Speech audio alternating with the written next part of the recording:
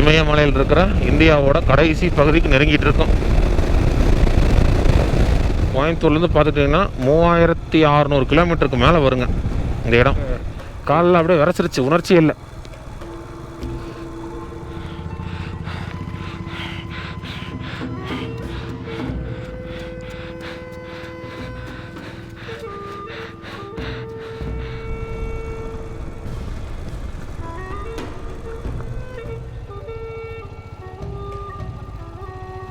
இது எல்லாமே அப்படி தாங்க இருக்குது. அது போகும்போது அப்படியே அந்த அது சவுண்டு பாருங்கள், அப்படியே அந்த இது ஆடுது பாருங்கள், தடுறாங்க பாருங்க எப்படி இருக்குன்னு, புகை மாதிரி இருக்கு.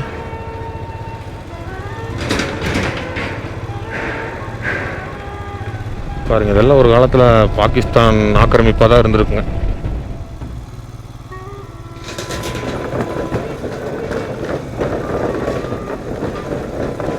இதுதான் இமயமலையில் இருக்கிற இந்தியாவோட கடைசி கிராமம் துர்த்துக். பார்த்துக்குங்க, இது ஹிமாலயாஸ் ரேஞ்சு, இது காரக்கோரம் ரேஞ்சுங்க. உங்களுக்கு நேராக தெரியுது பாருங்க. இந்த 2 பள்ளத்தாக்குக்கு நடுவில் 12 கிலோமீட்டரில் பாகிஸ்தான் பார்டர் இருக்குது. இந்த தண்ணி வந்து பனி உருகி போகிற தண்ணிங்க இது. அதில் என்னமோ கழுவுறாங்க, க்ளீன் பண்ணுறாங்க மக்கள் எல்லாம். இந்த மலையோட சரிவில் இருக்கிற பாருங்க, சரிவில் வந்து அந்த கல்லுகளே பொறுக்கிட்டு வந்து கட்டியிருக்காங்க. இதுக்கு சின்ன சின்ன கேப் வந்து வச்சுருக்குறாங்க. சரிங்களா? வெயில் காலத்தில் குளிர்ச்சியாகவும் குளிர் காலத்தில் கொஞ்சம் கதகதப்பாகவும் இருக்குங்களாமா. இது வந்து ஒரு அப்பார்ட்மெண்ட் மாதிரிங்க. நல்லா பார்த்துங்க, இது அப்பார்ட்மெண்ட் மாதிரி. இந்த அப்பார்ட்மெண்ட்டில் வந்து கல் வந்து அடுக்கி தான் வச்சுருக்குறாங்க, சிமெண்ட்லாம் எதுவுமே கிடையாது. பாருங்க, அப்படி எடுத்தால் அப்படியே ஒன்று ஒன்றா எடுத்துடலாம். இது வந்து உள்ளே போகிற வழிங்க. உள்ளே போயிட்டு மேலே ஏறுறாங்க பார்த்தீங்களா? அந்த மேலே ஏறி இதுக்கு மேலே ஒரு 10 வீடு இருக்கலாம்.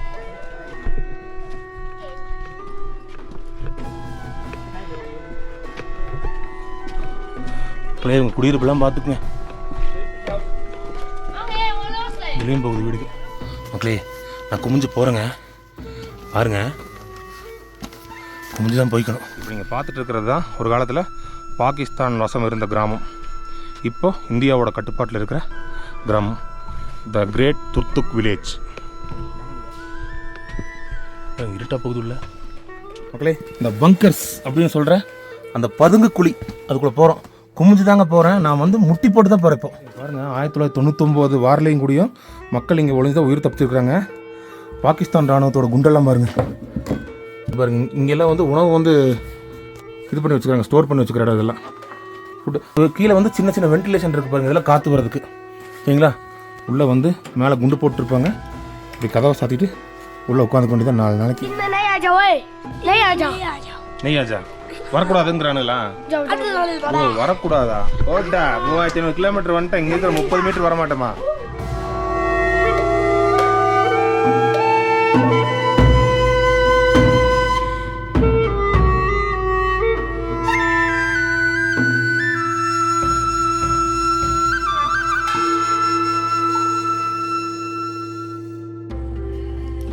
இமயமலை தொடர்களில் இந்திய வரைபடத்தில் கடைசியில் அமைஞ்சிருக்கிற இந்தியாஸ் நார்த்தன் மோஸ்ட் வில்லேஜ்னு சொல்கிற துர்த்துக் அப்படிங்கிற ஒரு கிராமத்தை பற்றி இந்த வீடியோவில் பார்க்கலாங்க. இந்த கிராமத்தை இந்தியாஸ் லாஸ்ட் வில்லேஜ்னு சொல்லுவாங்க. பாகிஸ்தான் பார்டரில் அமைஞ்சிருக்கிற இந்த துர்த்துக் கிராமம் இந்திய ராணுவத்துக்கு ஒரு சவாலான இடமா இருந்திருக்கு. இந்த கிராமத்தை பற்றி ஒரு சுருக்கமான வரலாறு சொல்லிடுறாங்க.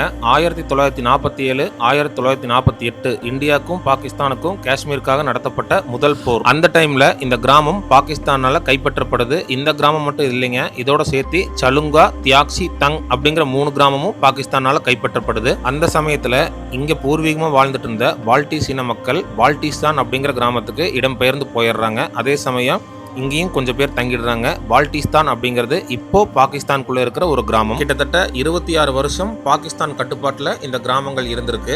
1971 திரும்பவும் இந்தியா ஒரு போர் தொடுக்கிறாங்க பாகிஸ்தான் மேல. வேற எதுக்கும் இல்லைங்க, இந்த கிராமத்தை திரும்பவும் கைப்பற்ற. அதுக்காக ஷெவாங், உதய் சிங் அப்படிங்கிற 2 கமாண்டர் தலைமையில இந்தியா ஒரு போர் தொடுக்கிறாங்க. போர்ல வெற்றியும் பெற்று திரும்பவும் இந்த கிராமங்களை இந்தியாவோட கட்டுப்பாட்டுக்குள்ள கொண்டு வராங்க. அதுக்காக அந்த கமாண்டர்ஸ்க்கு மகாவீர் சக்ரா அப்படிங்கிற விருதும் கொடுக்குறாங்க. 2010 வரைக்கும் இந்த கிராமத்துக்கு வெளியாட்கள் வர்றதுக்கு அனுமதி இல்லைங்க. காரணம் இது சியாச்சின் கிளேசியரோட முக்கிய நுழைவாயில் பகுதியாக இருக்கிறதுனால. சியாச்சின் கிளேசியர் பற்றி உங்களுக்கு தெரிஞ்சிருக்கும்னு நினைக்கிறேன். தெரியாதவங்களுக்கு வீடியோவில் ஒரு இடத்துல இந்த சியாச்சின் கிளேசியரை பற்றி சொல்லியிருப்பேன். ஸ்கிப் பண்ணாமல் பார்த்தீங்கன்னா தெரிஞ்சுக்கலாம். சியாச்சின் உலகிலேயே உயரமான போர்க்களம். -50லிருந்து 60 டிகிரி கடும் குளிரில் இடுப்பளவு பணியில் நம்ம இந்திய ராணுவம் நம்ம நாட்டுக்காக காவல் பணியில் ஈடுபட்டுட்டு வராங்க. இந்த துர்த்துக் வில்லேஜை நான் 2 பார்ட்டாக பிரித்து அப்லோட் பண்ணுறேங்க. லடாக் அப்படின்னாலே பிரம்மாண்டமான மலைத்தொடர்களோட அழகுதாங்க. உலகத்தில் பல்வேறு நாடுகள்ல இருந்து இந்த மலைத்தொடர்களை பார்க்கறதுக்கு தாங்க இங்கே வராங்க. இப்போ நீங்கள் வீடியோவில் பார்த்துட்டு இருக்கிறது 18,500 அடி உயரத்தில் அமைஞ்சிருக்கிற கார்துங்லா மலை சிகரங்க. இந்த சிகரத்தில் ஏறி நூப்ரா பள்ளத்தாக்கு வழியாக பயணம் செஞ்சு 12,500 அடி உயரத்தில் அமைஞ்சிருக்கிற இந்த துர்த்துக் கிராமத்துக்கு போகிற வழி பார்க்கறதுக்கு ரொம்ப பிரம்மாண்டமாக இருக்குங்க. அதனால போகிற வழி முழுக்க முதல் பார்ட்லையும் 2வது பார்ட்டில் இந்த துர்த்துக் கிராமம், இந்த கிராமத்தில் வாழ்கிற மக்கள், இந்த கிராம மக்கள் எப்படி இங்கே வாழ்ந்துட்டு இருக்காங்க, இந்தியா பாகிஸ்தான் போறப்போ உயிர் பிழைக்க இவங்க பயன்படுத்திய பதுங்கு குழிகள், 150 வருஷத்துக்கு முன்னாடி இந்த பால்டி இன மக்கள் வாழ்ந்த வீடுகள், இயற்கையாவே அவங்க உருவாக்கிய குளிர்சாதன கிடங்கு, -டிகிரி உரை பனி காலத்துல இவங்க பயன்படுத்திய பொருட்கள், இது எல்லாமே 2வது பார்ட்ல நீங்க பார்க்கலாம். கோயம்புத்தூர்ல இருந்து ஒரு வாரம் ஆச்சுங்க இந்த இடத்துக்கு போய் சேர்றதுக்கு. சிரமப்பட்டு தாங்க இந்த மாதிரி இடங்களுக்கெல்லாம் போய் பதிவு செய்யறோம். உங்களுக்கு எங்களோட உழைப்பு பிடிச்சிருந்ததுன்னா சேனலை சப்ஸ்கிரைப் பண்ணிக்கங்க. அப்படியே இந்த பெல் ஐகானை கிளிக் பண்ணி நோட்டிபிகேஷனை ஆல்ல போட்டு வாங்க. இந்த பிரம்மாண்டமான மலை தொடர்கள் வழியா துர்த்துக் கிராமத்துக்கு போற வழி எப்படி இருக்குன்னு இந்த முதல் பார்ட்ல பார்க்கலாம்.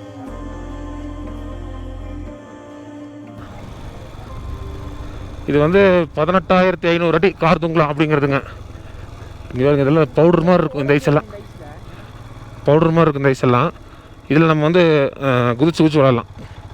இந்த பிளாக் ஐஸ் இதில் தான் வந்து கல் மாதிரி ஆயிருங்க. மேலே இருக்கிறதுல பவுடர் மாதிரி, அதில் நம்ம டைவ் அடிச்செல்லாம் விளாட்லான்னு வச்சுக்கோங்க. அதான் இப்போ மேட்ருக்கு வரங்க. 18,500 அடி ஹைட்டில் நம்ம இருக்கிறோம். சியாச்சின் கிளேசியர் வந்து 20,000லேருந்து 21,000 வருதுங்க. அந்த ஹைட்டில் வந்து காற்றுல வந்து 10% ஆக்சிஜன் தான் இருக்குங்களாமா. அப்போ இங்கே எவ்வளோ இருக்குங்கிறத ஒரு கணக்கு போட்டு பார்த்துக்குங்க. அதனால் ரொம்ப கம்மி. நாங்கள் வந்து சங்லா பாஸ், இதே சேம் கார்துங்லா பாஸ்க்கு இதுக்கு முன்னாடி வரும்போது எனக்கு ரொம்ப மூச்சு வாங்கிருச்சு. காரணம்னு பார்த்தீங்கன்னா, இந்த மாதிரி பணியை பார்த்தோன்னா உற்சாகமாகி மேலே ஏறிட்டேன். மூச்சு வாங்கிட்டே ஏறிட்டேன். ரிட்டர்ன் இறங்கும் போது என்னால் முடியல. அது என்னாச்சு, கடும் விளைவுகளை சந்திக்க வேண்டியது ஆயிடுச்சுங்க. மூச்சு திணறி ஒரு மாதிரி ஆகி போயிடுச்சு. அதனால் அமைதியாக பேசிட்டு அப்படியே அமைதியாக, அதாவது எல்லாருக்குமே அப்படி ஆகாதுங்க. கொஞ்சம் ப்ரீத்திங் ப்ராப்ளம் இருக்கிறவங்களுக்கெல்லாம் நடந்துடும்.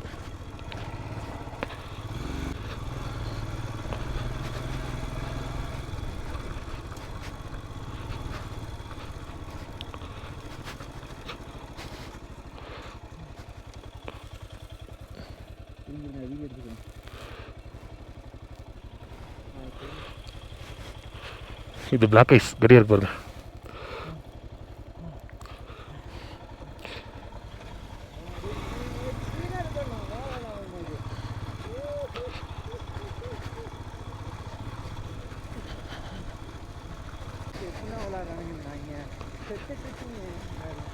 என்ன செய்யுங்க மக்களே, இதுக்கு முன்னாடி வரும்போது பனி மழை, அதாவது பனி பெய்ய ஆரம்பிச்சிருச்சுங்க. ஸ்னோஃபால் வந்துருச்சு. அது என்னாச்சு, மேலெல்லாம் அப்படியே விழுந்துருச்சுங்க. மேலெல்லாம் அப்படியே விழுகுது. இங்கேருந்து ஒரு 5 கிலோமீட்டருக்கு அப்படியே ஸ்னோஃபாலாக இருக்குங்க. கீழே வந்து நம்ம ப்ரொடெக்ஷனுக்கு கார்டெல்லாம் போட்டிருந்தோம். அந்த கார்டுக்குள்ளெல்லாம் அந்த பனி போயிடுச்சு. போன உடனே நம்ம பாடி ஹீட்டுக்கு அது அப்படியே உருக ஆரம்பித்து ஈரமாகிருச்சுங்க. இப்போ நான் க்ளவுஸ் போட்டிருக்கேன். இதை கழட்டி ஒரு 10 செகண்ட் வெளியே வச்சேன்னா கையை விரைச்சிடும்.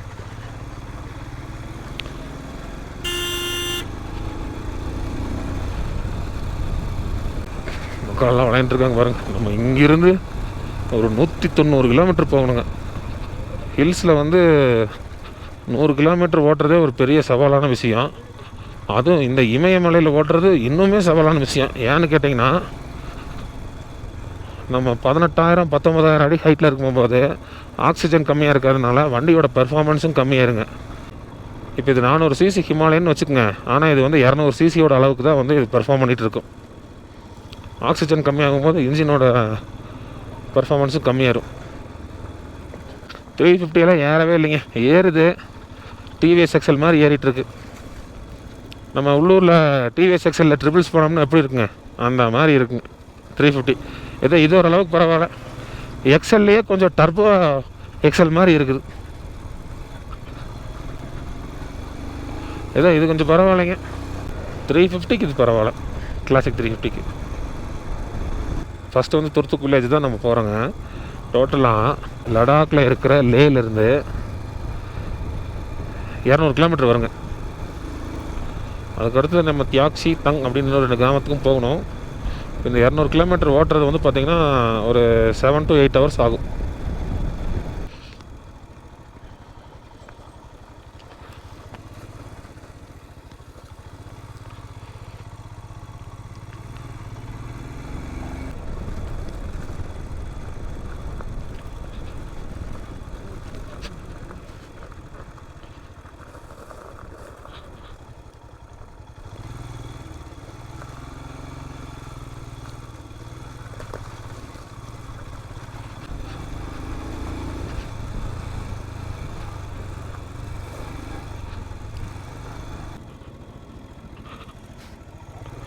இருடா மண்ணுடா,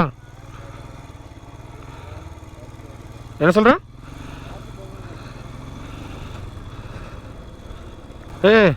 வண்டி எந்த பக்கமோ அது சாஞ்சுதுண்ணா, அந்த சைடு நீ பேலன்ஸ் பண்ணு காலம் ஒன்று, சரியா? வண்டி எந்த பக்கமோ சாஞ்சுதுண்ணா, அந்த பக்கம் காலம் ஒன்று பேலன்ஸ் பண்ணு. அப்படியே உட்காந்துருக்காது, ஃபுல் வெயிட்டு அப்புறம் வண்டியில் இருக்கும். அது நான் தான் அப்புறம் பேலன்ஸ் பண்ணுற மாதிரி ஆயிரும்.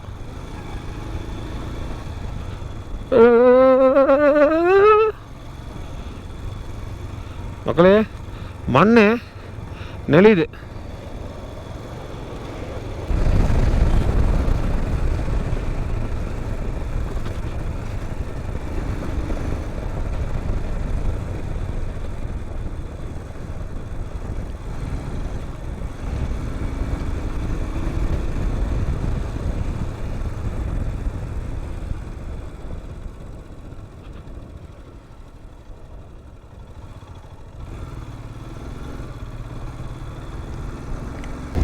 அதாங்க சியாச்சின் கிளேசியரோட மலைகள் தொடக்கம். நமக்கு ரைட் சைடில்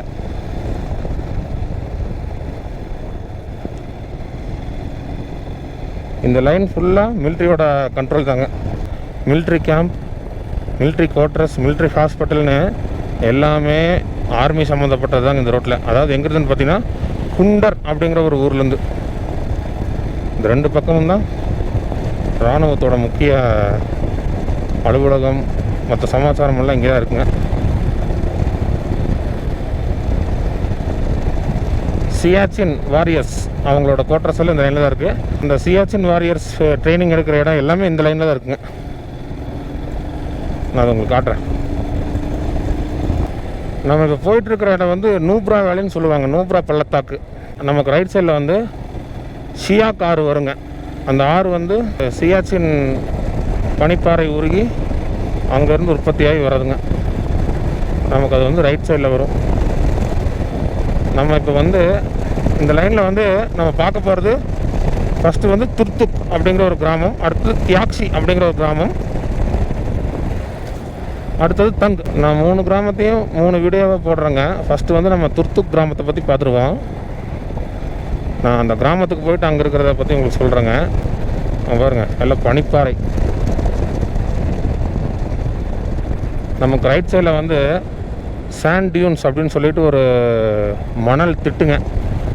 அதை நம்ம தாண்டிட்டோம், அது குண்டர் வரைக்கும் இருக்கும். கோல்ட் டெசர்ட்னு கேள்விப்பட்டிருப்போம். இது உண்மையாலுமே டெசர்ட்டே தாங்க. உங்களுக்கு நேராக தெரிஞ்சு பாருங்கள் மலை. அந்த மலையிலேருந்து சாயந்தரமானால் புழுதி காற்று வீச ஆரம்பிச்சிருங்க. அந்த காற்று அப்படியே கீழே வரும். ஒரு 5-6 மணிக்கு மேலே இந்த இடமெல்லாம் மண்ணாயிருங்க. மண் நிறையா புழுதி காற்று உங்களுக்கு தெரிய எப்படி இருக்குன்னு அந்த அளவுக்கு இருக்கும்.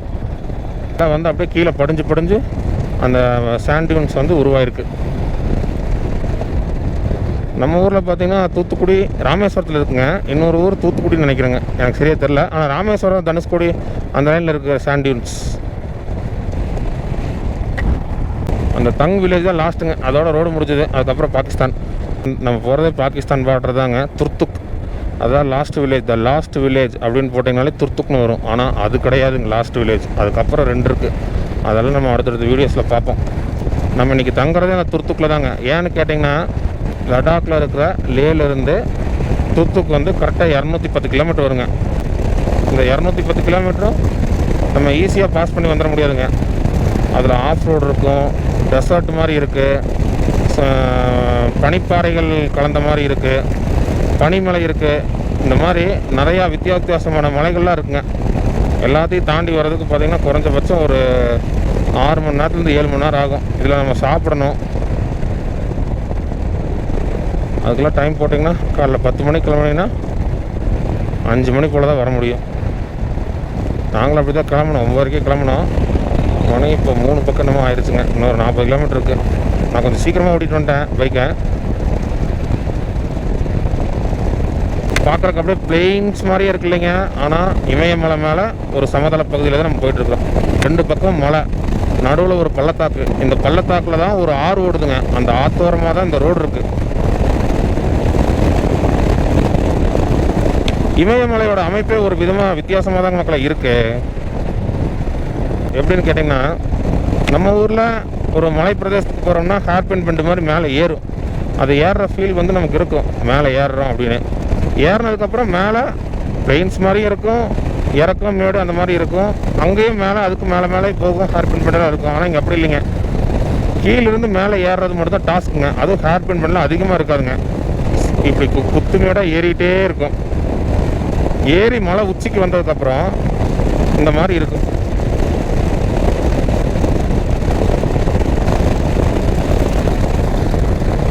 அப்படியே இந்த மலைக்கும் நடுவில் அப்படியே அந்த ஒரு பள்ளத்தாக்கு அப்படியே இப்படி போய் இப்படி லெஃப்ட்டில் கட் ஆகுதுங்க. ரோடும் இந்த மலையோரத்துலேயே போகுது. போய் அப்படியே லெஃப்ட்டில் தான் திரும்புது ரோடு. அதாவது இந்த மலைக்கு அந்த கேப் இருக்கு பாருங்கள், சென்டர் கேப்பு, அதுக்கு அப்படியே லெஃப்ட்டில் திரும்புது. மேலே வந்து ஸ்னோ மவுண்டன். மலைக்கு மேலே பிளெயின் ரோடு மாதிரி இருக்குது பாருங்கள். அதாவது நம்ம கீழே பிளெயின்ஸில் போவோம் இல்லைங்க, அதே மாதிரியே இருக்குது பாருங்கள் ரோடு. என்ன காரணம்னு கேட்டிங்கன்னா, இப்போ நம்ம போகிற இடம் ஒரு பதட்டமான ஏரியா. இங்கே தான் அடிக்கடி இந்தியா பாகிஸ்தானுக்கு கொஞ்சம் பதட்டமான சூழ்நிலை வந்து நிலவர ஒரு இடம். அதனால் இராணுவ தளவாடங்களை வந்து எளிதாக கொண்டு போகிறதுக்கு ரோடை வந்து இப்படி அருமையாக போட்டு வச்சுருக்காங்க. போட்டிருக்கு பாருங்கள், பியாக்ஷி சியாச்சின் வாரியர்ஸ். நமக்கு ரைட் சைடு இருக்கிற மலைகளுக்கு பின்னாடி ஒரு பிரம்மாண்டமான ஒரு வரலாறு இருக்குங்க. இப்போ சியாச்சின் மேக்தூத் அப்படின்னு சொல்லுவாங்க, மேக்தூத் ஆப்ரேஷன். அதோட வரலாறே இந்த மலைக்கு பின்னாடி தான் நடந்ததுங்க. இந்த மலைக்கு பின்னாடி இருக்கிற டைரக்ஷனில்.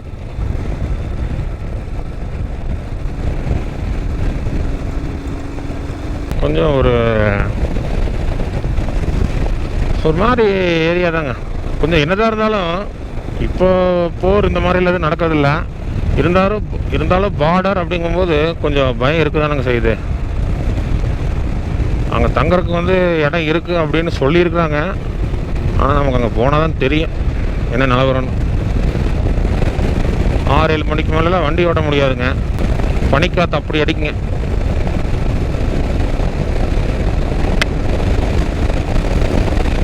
இப்போவே காற்று பயங்கரமாக அடிக்குதுங்க. ஹெல்மெட்டுக்குள்ளே மைக் இருக்கிறதுனால உங்களுக்கு வெளியில் அந்த காற்று சவுண்டு கேட்கல. ஆனால் சரியான காற்றுங்க. மண் சரிவு அதிகமாக ஏற்படுற பகுதி மாதிரி தான் எனக்கு தெரியுது. ஆனால் சுத்தமாக இருக்கு பாருங்கள் ரோடு. என்ன காரணம்னு கேட்டிங்கன்னா, பார்டர் ரோடு ஆர்கனைசேஷன் ஒரு கல் விழுந்தாலும் அப்பப்போ கிளியர் பண்ணிடுவாங்க இந்த மாதிரி ரோட்லெல்லாம்.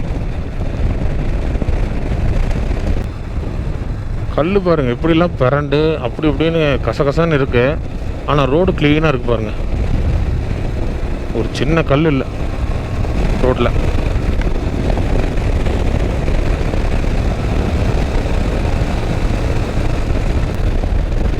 ரோடு அப்படியே மேலே ஏறுது பாருங்கள் இந்த மலையோட சரிவுலையே.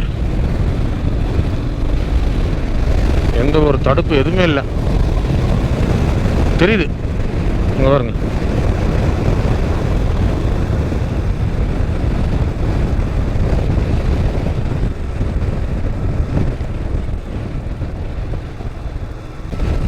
பாருங்க பாறை எப்படி இருக்குன்னு. ஒன்று உருண்டு அப்படியே எல்லாமே சீட்டு கட்டு மாதிரி சரியும் போல் இருக்கு.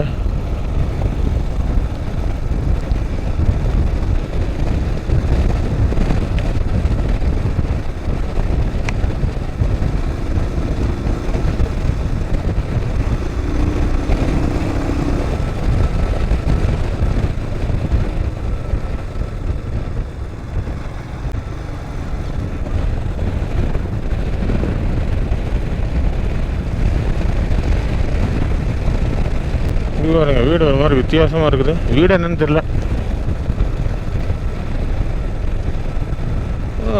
3 அடிக்கு தான் இருக்குது போல இருக்கு. ஒரு 3 அடி தான் இருக்கு போல இருக்குங்க. பாருங்க,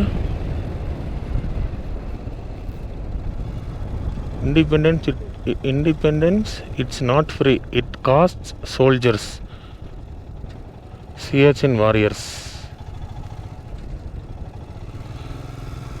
மக்களே இங்கே பாருங்க, என்னன்னு தெரியலீங்களே இது. இங்கே பாருங்க, ஆனால் ஃபினிஷிங்காக இருக்குது. எல்லாம் ஃபுல்லாக க்ளோஸாக இருக்குது மேலே சைட்லெல்லாம். இது எல்லாமே அப்படி தாங்க இருக்குது.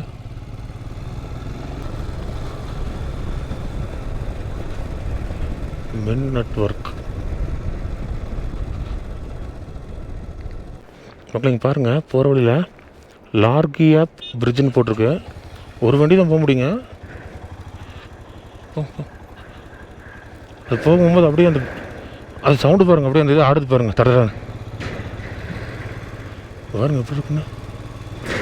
புகை மாதிரி இருக்கு.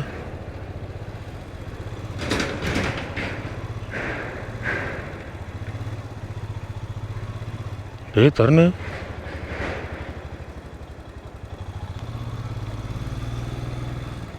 இங்கே என்னமோ வச்சுருக்காங்க.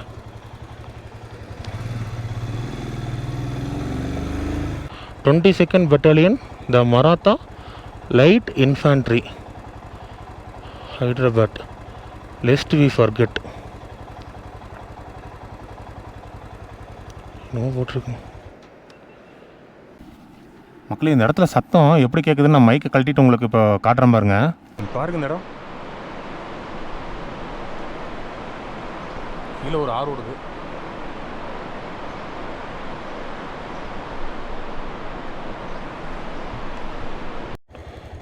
இங்கே ஏதோ ரோடு நடந்துட்டு இருக்குங்க மக்களே.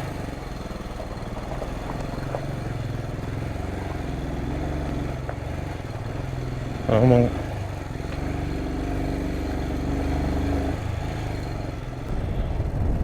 இதெல்லாம் என்னன்னே தெரிலங்க, என்ன வீடுன்னு தெரில. ஆனால் இங்கெல்லாம் யாருமே இல்லை. ஆனால் இதுக்கெல்லாம் ஒரு வரலாறு இருந்திருக்கு. ஏன்னா இதெல்லாம் இந்த இடத்தையெல்லாம் ஒரு காலத்தில் பாகிஸ்தான் வந்து கேப்சர் பண்ணி வச்சுருந்ததுங்க. அதுக்கப்புறம் மறுபடியும் இந்தியா வந்து டேக் ஓவர் பண்ணுச்சு. அது என்ன டைம் அப்படிங்கிறதெல்லாம் அங்கே போய் அந்த வில்லேஜ்லேருந்து உங்களுக்கு சொல்கிறேங்க. அதில் இந்த இடமும் இருந்திருக்கலாம்.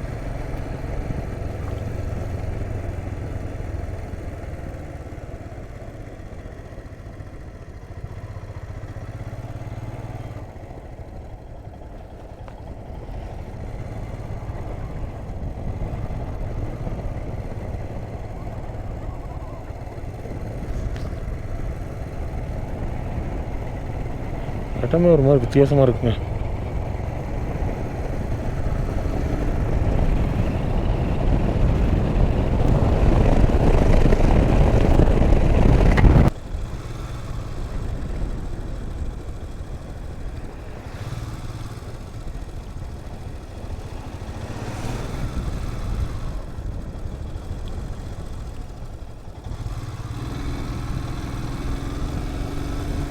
உங்களுக்கு வைடு ஸ்க்ரீன் போட்டிருக்கிறதுனால பார்க்குற மலையெல்லாம் உங்களுக்கு ஒரு ஃப்ரேம்லேயே கவர் ஆயிரும். ஆனால் நான் அண்ணாந்து பார்த்துட்ருக்குறேன்.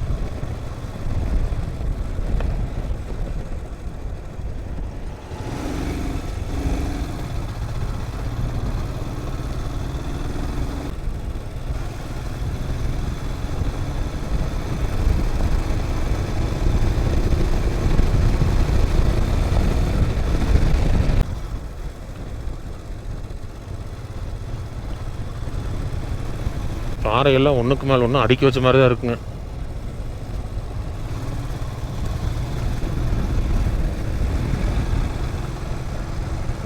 பாருங்க வண்டியெல்லாம் எப்படி வருது பாருங்க, பொறுமையாக.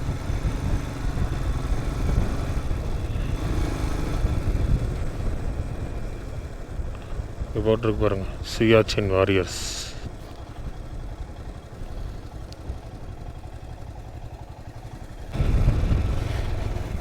பாருங்க பனிப்பாறை உருகி தண்ணி வருது, பனியெல்லாம் உருகி தண்ணி.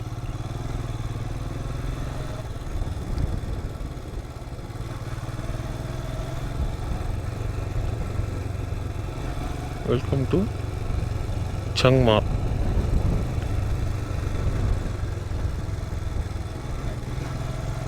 இது ஒரு வில்லேஜுங்க.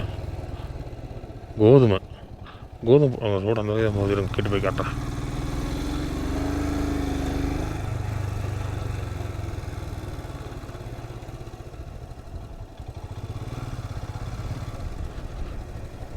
சங்மார் வில்லேஜ் ஒரு சின்ன கிராமம் தாங்க. சின்ன கிராமம். அதில் சின்னதாக ஒரு இடத்துல விவசாயம் பண்ணுறாங்க. இந்த 6 மாதத்தில் அவங்க விவசாயம் பண்ணி அந்த பொருட்களை எல்லாம் அவங்க சேகரித்து வச்சுக்கிட்டா தான் உண்டுங்க. ஏன்னா அதுக்கப்புறம் பனிக்காலம் வந்துடும். அதுவும் கடைசி 3 மாதம் எதுவுமே பண்ண முடியாதுங்க. வெளியே வர முடியாது. எந்த மாதம்னு பார்த்திங்கன்னா டிசம்பர், ஜனவரி, பிப்ரவரி. ஆகஸ்ட்லேருந்தே பனி ஸ்டார்ட் ஆயிருங்க. இந்த டிசம்பர், ஜனவரி, பிப்ரவரியில் ஒன்றும் பண்ண முடியாது. ஃபுல் பனியாயிரும். இடமெல்லாம் மூடிடும். ரோடு மட்டும் இந்த பார்டர் ரோடு ஆர்கனைசேஷனில் சுத்தம் பண்ணி வச்சுருப்பாங்க. ரோடு ரொம்ப குறுகலாயிருச்சு.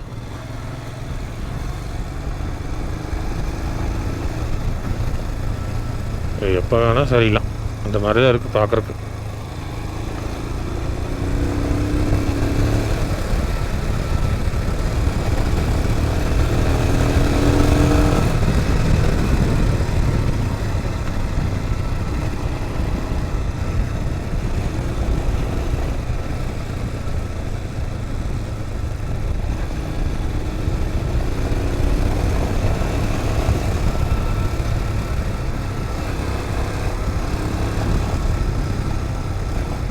ஒரு இரும்பு பிரிட்ஜ் ஒன்று போகுதுங்க. அதில் ஒரு கார் வருது. நம்மளும் அந்த வழியாக போகும் போல் இருக்கு. அப்படியே அந்த பிரிட்ஜ் வழியாக தாங்க போகணும். பிரிட்ஜில் ஒரு வண்டி தான் போகும் போல் இருக்கு. Welcome to Dukra bridge. ஆமாங்க, ஒரு வண்டி தாங்க வரும். Caution 1 vehicle at a time. நம்ம ஓலம் போல் இருக்கு.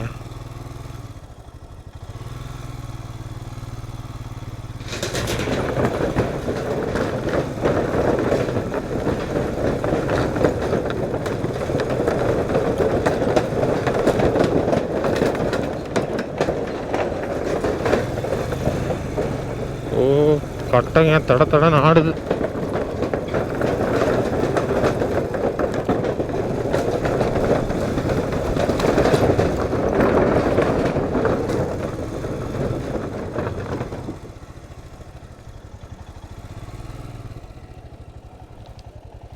கட்டை சவுண்டு பார்த்தியா தரணே? தட தட தட தட தடங்குது கட்டை.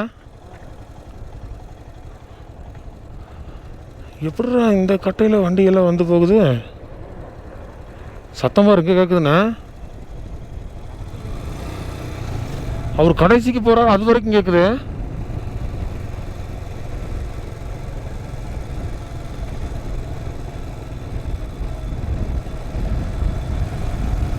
ரோடு சூப்பராக இருக்குங்க.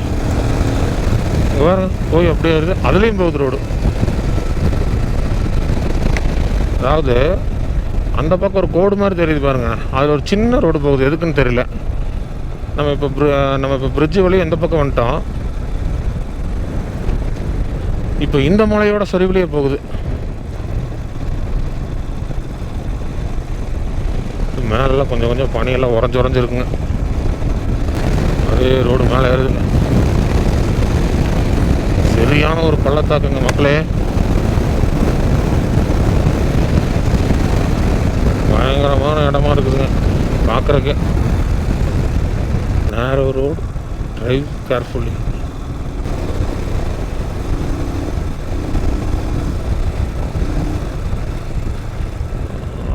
எப்படி வராரு பாருங்க.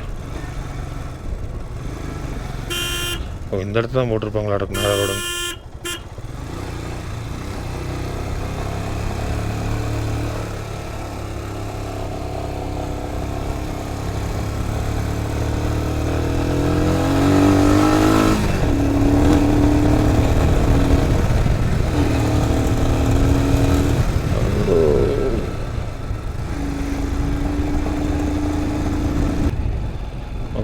எல்லாம் மிலிட்ரி கேம்ப், சியாச்சின் வாரியர்ஸ்.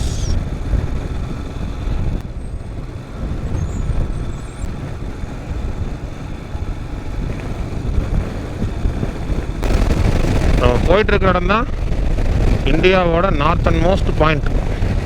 வரைபடத்தில் வடக்கில் இருக்கிற கடைசி பகுதி. அதை தாண்டினா பாகிஸ்தான். பாருங்க, Shyok war memorial, making of the Siachen warrior.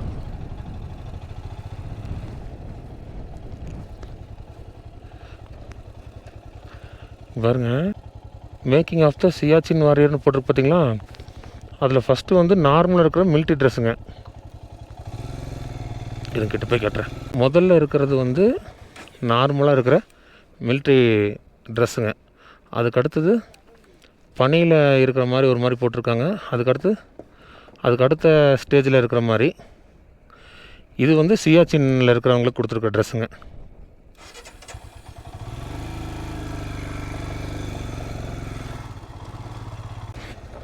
இந்த சியாச்சின் வாரியர்ஸ் அப்படிங்கிறது சியாச்சின் கிளேசியரில் ஒர்க் பண்ணுற சோல்ஜர்ஸுங்க. அந்த இடம் வந்து மனிதர்கள் வாழ்கிறதுக்கே தகுதியற்ற ஒரு இடம்னு சொல்லாங்க. ஏன்னா 20,000 அடி உயரத்தில் இருக்குது. காற்றுல வந்து 10% தான் ஆக்சிஜன் இருக்குங்க. அந்த இடத்துல தான் முக்கியமான ஒரு போர்க்களம் இருக்குது. அந்த போர்க்களம் தான் சியாச்சின் போர்க்களம். உலகத்திலேயே உயரமான போர்க்களம் தான் இந்த சியாச்சின் போர்க்களம்ங்க. அங்கே நம்ம இந்தியன் ஆர்மி இருக்காங்க. அங்கே வேலை செய்கிற சோல்ஜர்ஸ் வந்து 3 மாதத்துக்கு ஒரு தடவை மாற்றிட்டே இருப்பாங்க. நல்ல ஃபிட்டாக இருந்தால் மட்டும்தான் இந்த சியாச்சின் பகுதிக்கு வந்து அந்த ஒரு சோல்ஜரை வந்து அனுப்புவாங்க.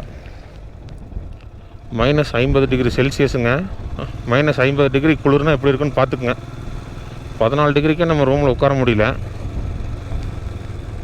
இது போக அங்கே இருக்கிற சோல்ஜர்ஸ் எல்லாம் உண்மையுமே ரொம்ப பாவங்க. அவ்வளோ கஷ்டப்பட்டு நம்ம நாட்டை வந்து காப்பாற்றிட்டு இருக்காங்க. எப்படின்னு கேட்டிங்கன்னா, பனி வந்து எப்போவுமே, அதாவது இப்போ டைம் பார்த்திங்கன்னா மணி 4:15. இப்போவுமே அவங்க வந்து இடுப்பளவில் நெஞ்சளவில் பனியில் தான் வந்து அவங்க வந்து வேலை செஞ்சிட்ருப்பாங்க. 100 மீட்டருங்க, ஒரு 100 மீட்டர் வித்தியாசத்தில் பாகிஸ்தான் ஆர்மி கன்னோடு உட்காந்துருப்பாங்க. அவங்கள வந்து கைப்பற்ற விடாமல் அந்த இடத்துல வந்து காவல் காத்துக்கிட்டு இருக்காங்க. இல்லைன்னா பாகிஸ்தான் ஆர்மி உள்ளே வந்து இது என்னோடய பகுதி அப்படின்றோம். சாப்பாடு பொருளெல்லாம் 2 மாதம் 3 மாதத்துக்கு ஒரு தான் ஹெலிகாப்டரில் கொண்டு போவாங்க. அதுக்கு வந்து மேலேயே வந்து ஒரு ஹெலிபேடு வந்து அமைச்சிருக்கிறாங்க. அந்த இடம் பேர் எனக்கு சரியாக ஞாபகம் இல்லைங்க. இதெல்லாம் படித்தது தாங்க. அந்த இடத்துக்கு தான் வந்து ஹெலிகாப்டர் போகுங்க. சாப்பாடெல்லாம் பார்த்திங்கன்னா ஹெலிகாப்டர்லேருந்து தூக்கி வீசுவாங்க. தூக்கி வீசின உடனே போய் எடுத்துக்கணுங்க. அப்படி இல்லைன்னா பனியில் வந்து மூடிடும். அதுக்கப்புறம் சாப்பாடு இருக்காது அவங்களுக்கு. அதே மாதிரியே ஒரு பக்கெட் தண்ணியை வந்து காய வைக்கிறதுக்கு 3 மணி நேரம் ஆகுங்களாமாங்க. 3 மணி நேரம் காய வச்ச தண்ணி அடுத்த ஒரு 2 நிமிஷத்தில் உறைஞ்சிரும். இப்போ மணி 4:15 ஆச்சுங்க. இப்போ வந்து சம்மர் சீசனு. இப்போவும் அந்த அதே நிலமை தான் அங்கே. அதே மாதிரி அதிகமாக யாரும் பேசிக்க மாட்டாங்க. அதிகமாக இல்லை, பேசிக்கவே மாட்டாங்க ஒருத்தருக்கு. பக்கத்தில் இருக்கிற முகாம்களுக்கு வந்து ஏதாவது சொல்லணுன்னா அங்கே இருக்கிற நாய்களை வந்து பயன்படுத்திக்குவாங்க. நாய்கள் கழுத்தில் ஒரு லெட்டர் மாதிரி எழுதி அதை வந்து முகாமுக்கு அனுப்பிச்சாங்கன்னா அவங்க வந்து அப்படி தான் தகவல் பரிமாறிக்குவாங்க. ஏன்னா பேசினா அவங்களுக்கு வந்து மூச்சு திணறல் வந்துடும். 3 மாதத்துக்கு மேலே இருந்தால் ரொம்ப மன உளைச்சலுக்கு ஆளாயிருப்பாங்கன்னு சொல்லி தான் 90 நாள் தான் டியூட்டி. அங்கே பலக்கட்ட பரிசோதனை இருக்குங்க. அங்கே வேலை செய்கிறதுக்கு, அங்கே பணிபுரியறதுக்கு என்னென்னமோ ட்ரைனிங்லாம் இருக்குங்க. அதெல்லாம் முடித்தா தான் வந்து சியாச்சின் வாரியர். இது வரைக்கும் அங்கே 1997 நினைக்கிறேங்க. அதுலேருந்து இப்போ வரைக்கும் 800 சொச்சம் பேர் வந்து இறந்துருக்காங்க நம்ம சோல்ஜர்ஸுங்க. அது எல்லாமே வந்து சண்டைனால இறந்தது கிடையாதுங்க. முக்கால்வாசி பனிப்புயல், பனியில் இறந்தவங்க, உடல் ரீதியாக பாதிக்கப்பட்டு இறந்தவங்க தான். அதே மாதிரியே கேம்ப்லேருந்து வெளியில் அவங்க காவலுக்கோ இல்லை மற்றதுக்காக போகும்போது ஒருத்தருக்கு கயிறை பிடிச்சி தான் போய்க்குவாங்க. ஒரு கயிறு இருக்கும், அந்த கயிறை அப்படியே பிடிச்சி 10 பேர் 20 பேர்னாலும் அந்த கயிறை பிடிச்சி தான் போகணுங்க. ஏன்னா மிஸ் ஆகிட்டாங்கன்னா பனியில் காணாமல் போயிடுவாங்க. இந்த மாதிரி ஒரு கஷ்டமான சூழ்நிலை மக்களே. குளிக்கக்கூடாது, நிறையா கட்டுப்பாடு இருக்குங்க. அங்கே எல்லாமே உறைஞ்சி போயிருங்க. பாத்ரூம் வசதி கிடையாதுங்க. பனியில் ஒரு 4 அடி குழி தோண்டி தான் அவங்க வந்து யூஸ் பண்ணிக்கணும். அப்படி அதே மாதிரியே படுக்கிறதும் வந்து அப்படி தான். பனியில் வந்து சவப்பெட்டி மாதிரி தோண்டி அதுக்குள்ளே தான் அவங்க வந்து படுத்துக்கணும். இப்படி பல சிக்கல்கள் இருக்குதுங்க அந்த சியாச்சின் சிகரத்தில். அது வந்து காரக்கோரம் ரேஞ்சில் வந்து வருங்க. அது பாகிஸ்தானோட அந்த இடத்த கைப்பற்றிட்டாங்கன்னு சொல்லி தான் மேகதூத் ஆப்ரேஷன் அப்படின்னு சொல்லி ஒரு வார் நடத்தி மறுபடியும் அந்த இடத்த வந்து பிடிச்சிருக்காங்க. இப்போவுமே 18,000 25,000 கோடி வந்து வருஷத்துக்கு வந்து செலவாகுதுங்களாமா அந்த சியாச்சின்ங்கிற இடத்துல மெயின்டெனன்ஸ் செலவு. மெயின்டெனன்ஸ்னால் அந்த இராணுவத்துக்கு உண்டான செலவுங்க. ஒரு மாதத்துக்கு 7,000 கோடி, ஒரு வினாடிக்கு 7,000 ரூபா நினைக்கிறேங்க, ஒரு செகண்டுக்கு 7,000 ரூபா. இந்திய அரசாங்கம் வந்து அந்த சியாச்சின் இடத்த காப்பாற்றுறதுக்கு இவ்வளோ செலவு பண்ணுறாங்க. இப்போவும்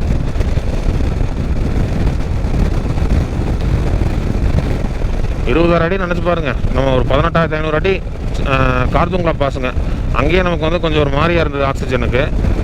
அங்கே எப்படி இருக்குன்னு பாருங்கள். அதுவும் -50 டிகிரிங்க. -50 டிகிரியில் நினச்சே பார்க்க முடியாதுங்க மக்களே. இப்படி பல சிக்கல் இருக்குங்க. கொஞ்சம் ஏமாந்தால் பாகிஸ்தான் வந்து உள்ளே வந்துடுவாங்க. இப்போ நம்ம போயிட்டுருக்கிற துர்த்துக் வில்லேஜ் வந்து பார்த்திங்கன்னா 2010 வரைக்கும் டூரிஸ்ட்டு அப்புறம் மற்ற வெளியாட்கள்லாம் வரதுக்கு வந்து அனுமதி கிடையாதுங்க. ஏன்னு கேட்டிங்கன்னா அந்த சியாச்சின் கிளேசியருக்கு போகிறதுக்கு முக்கியமான ஒரு வழித்தடம் நுழைவாயில் இந்த துர்த்துக் வில்லேஜ் வழியாக தான் போகணுங்க. அதுக்கப்புறம் இப்போ தான் விட்டுருக்காங்க, 2010க்கு அப்புறம் தான் விட்டுருக்காங்க. இந்த மாதிரி நிறையா வரலாறு இருக்குங்க. இப்போ நம்ம போயிட்டுருக்கிற துர்த்துக் வில்லேஜ், தங், அப்புறம் தியாக்சிக், இந்த வில்லேஜுகளுக்கெல்லாம் இதெல்லாம் பாகிஸ்தான் இராணுவம் வந்து கைப்பற்றியிருக்காங்க. அதுக்கப்புறம் மறுபடியும் இந்திய இராணுவம் சண்டை போட்டு மீட் எடுத்திருக்காங்க. அதை பார்க்குறது தான் போயிட்டுருக்குறோம். கோயம்புத்தூர்லேருந்து பார்த்துட்டிங்கன்னா 3600 கிலோமீட்டருக்கு மேலே வருங்க இந்த இடம். இதில் சுத்தமாக ஒரு 1500 ஒரு 1600 கிலோமீட்டர் வந்து ஹில்ஸ்லேயே வரணும். டெல்லி வரைக்கும் பிளேன்ஸுங்க. அதுக்கப்புறம் ஜம்மு வரைக்கும் கொஞ்சம் மேடு பள்ளமாக இருக்கும். ஜம்முவிலேருந்து ஃபுல்லாக ஹில்ஸு தாங்க. நம்ம வந்து ஜம்மு, ஸ்ரீநகர், கார்கில் வழியாக லடாக், அதாவது லே வந்து லேலேருந்து இப்போ கீழே வந்துட்டுருக்கோம். நம்ம 9750 அடி ஆல்டிடியூடு இது இந்த இடம்.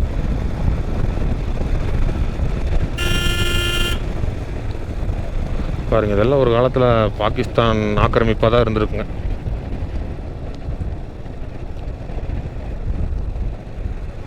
இதில் பாதி பேர் பாகிஸ்தான் கவர்மெண்ட் இருந்தப்போ பிறந்தவங்களாக கூட இருக்கலாம். நம்ம பார்க்குறது, நம்ம இப்போ ரோட்டில் பார்க்குறவங்க நிறைய ஹிஸ்ட்ரி இருக்குங்க. எப்படின்னு கேட்டிங்கன்னா, நான் உங்களுக்கு அங்கேருந்து சொல்கிறேங்க. பாகிஸ்தான் கேப்சர் பண்ணப்போ பாகிஸ்தான் கவர்மெண்ட் கட்டின ஸ்கூல்லாம் துர்த்துக் வில்லேஜில் இருக்குது.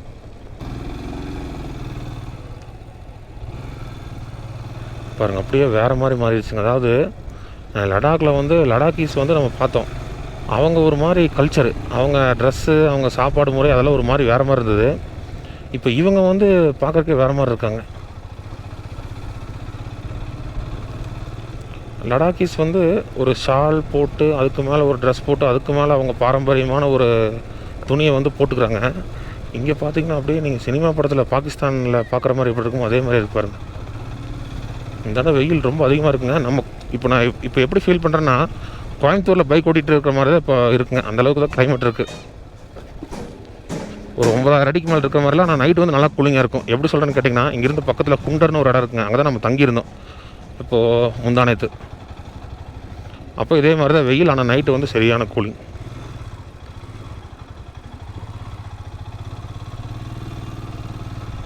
இன்றைக்கி நம்ம ரெஸ்ட் எடுத்துக்குவோம். நான் வீடியோ வந்து வில்லேஜை ரீச் பண்ணணும்னு நான் வந்து முடிச்சுக்கிறேங்க. முடிச்சுக்கிட்டு நாளைக்கு காலையில் ஃப்ரெஷ்ஷாக உங்களுக்கு நான் வந்து அந்த வில்லேஜ்லேருந்து நான் வந்து ஸ்டார்ட் பண்ணுறேன். பால்டி அப்படிங்கிறது ஒரு இன மக்கள் இங்கே வாழ்கிறாங்க. நம்ம சவுத் இந்தியாவில் இருக்கிற ஒரு லைஃப் ஸ்டைல்லேருந்து டோட்டலாக வேறு மாதிரி இருக்குங்க இங்கெல்லாம். நார்த் இந்தியா வேறு, நார்த் மோஸ்ட் கடைசியில் இருக்கிறது அது வேறு மாதிரி இருக்குங்க. ஆனால் மக்கள் வந்து பார்க்குறதுக்கு பாருங்கள் சந்தோஷமாக அவங்க வேலையை செஞ்சுட்டு அப்படியே நிம்மதியாக இருக்கிற மாதிரி இருக்கிறாங்க. ஆனால் எல்லாத்துக்குள்ளேயும் ஒரு கஷ்டம், ஒரு வேதனை இருக்குது. பார்த்துக்குங்க, இமயமலையில் இந்தியாவோட கடைசி பகுதி இதுதான். இன்னும் கொஞ்சம் தூரம் வரைக்கும் இருக்குங்க, அதோட முடிஞ்சுது. அதுக்கு மேலே போகிறதுனா பாஸ்போர்ட் விசா வேணும். இந்த வழியாக இல்லை, வேறு வழியாக. டூரிஸ்ட்டு சுற்றுலா பயணிகள் நிறைய பேர் வராங்க. இந்த வில்லேஜை பார்த்துட்டு கிளம்பிடுறாங்க.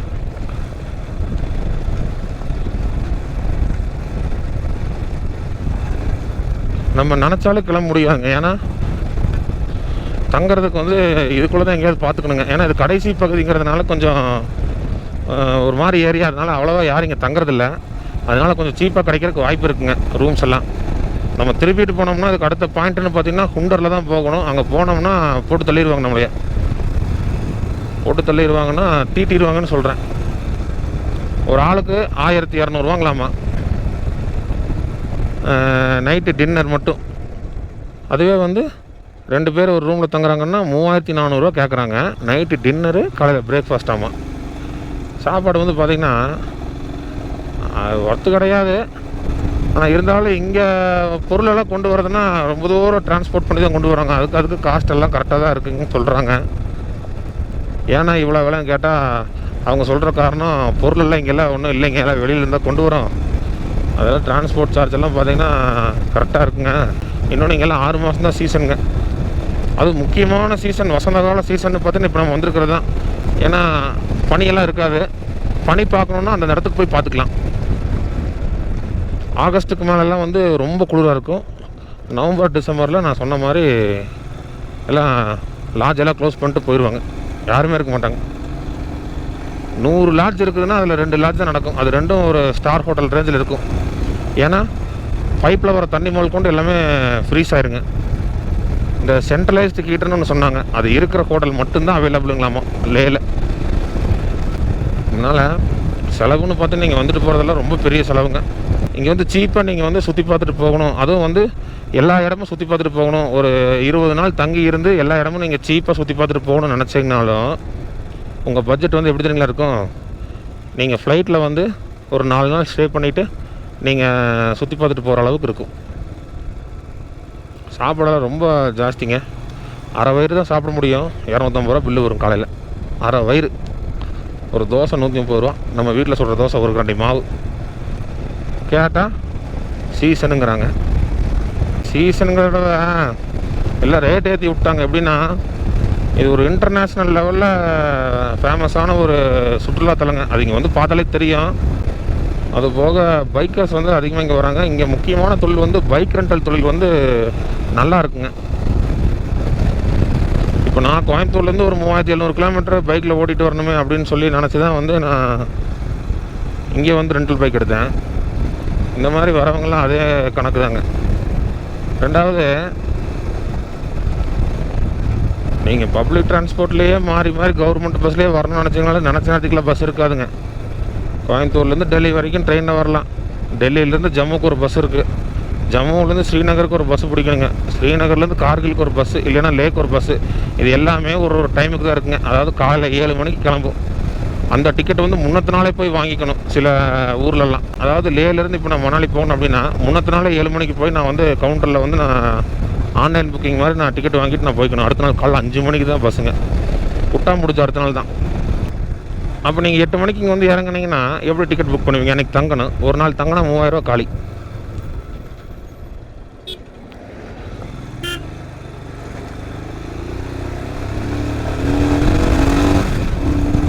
என்னடா ரோடையே காட்டிட்டு போகிறனே அப்படின்னு நினைக்காதீங்க மக்களே. லடாக் அப்படின்னாலே மலைகளோட அழகு தான். அதுவும் இமயமலை. அதை பார்க்குறதுக்கு தான் உலகத்துலேருந்து எல்லா பக்கம் வராங்க. நீங்களும் நம்ம வீடியோ மூலிமா பார்த்துக்குங்க. ஆல்ரெடி பார்த்துருந்தாலும் இந்த வீடியோ மூலிமா பார்த்துக்குங்க. பாருங்க, சியாச்சின் வாரியர்ஸ் த டிராகன்ஸ்னு போட்டிருக்கு. மேலுமே ஒரு கிரேட்டு தாங்க சியாச்சின் கிளேசியரில் ஒர்க் பண்ணுறவங்களாம்.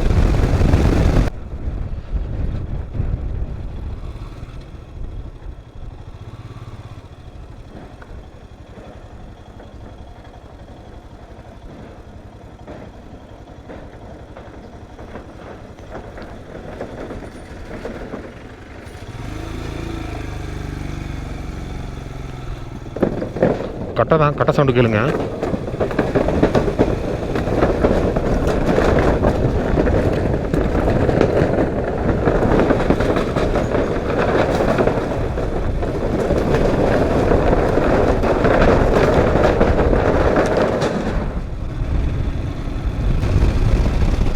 இருக்கு பாருங்க, we cut mountains to connect hearts அப்படின்னு போட்டிருக்கு.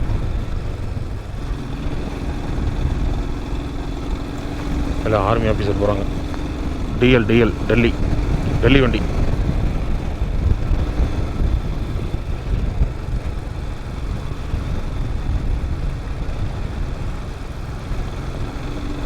பாருங்க எப்படி இருக்குன்னு.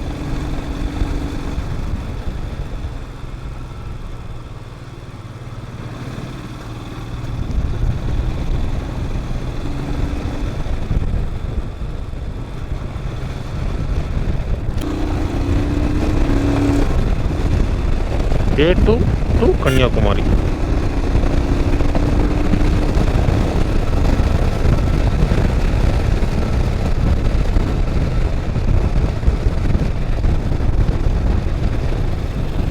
மேலே என்னமோ இருக்குங்க, வழி போகுது மேலே, தார் ரோடே போகுதுங்க. இவருங்க தான் கோட்டையோட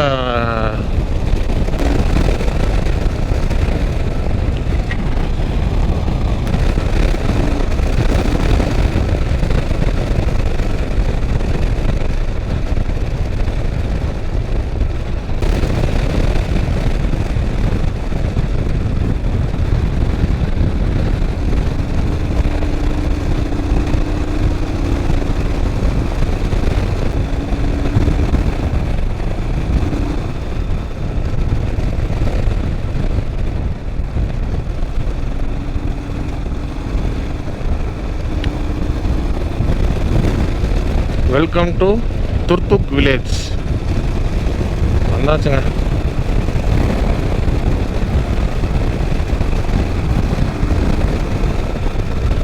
வெல்கம் டு துர்துக் வந்தாச்சுங்க மக்களே. Karakoram to Kanyakumari Bharat is one Siachen warriors. இதுதான் இமயமலையில் இருக்கிற இந்தியாவோட கடைசி கிராமம் துர்துக்.